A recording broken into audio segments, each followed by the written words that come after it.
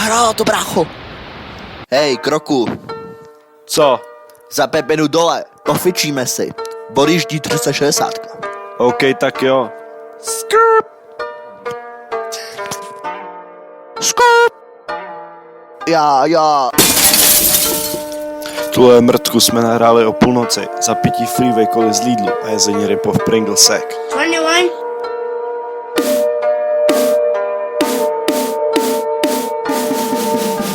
Na pořadatele si hraješ, ale u mě nevyhraješ. Max u nějaký 13letý hou, ty wannabe aesthetic kluku.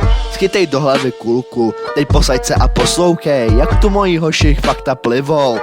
Ej, nepřerušíš mou flow. Božík je gay.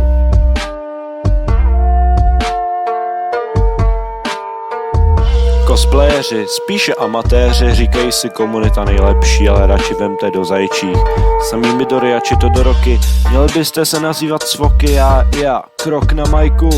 Jsem rybář, ty to schytáš, v rozpacích se teď určitě ositáš. Ej, skra. Young kočky opět na majku, nezapomeň si další srazík přibality LGBT vlajku. Musím dodat, že toto opravdu není v cajku, asi bych si měl odjet pro další kůž až na Jamajku. To je ten reggae shit!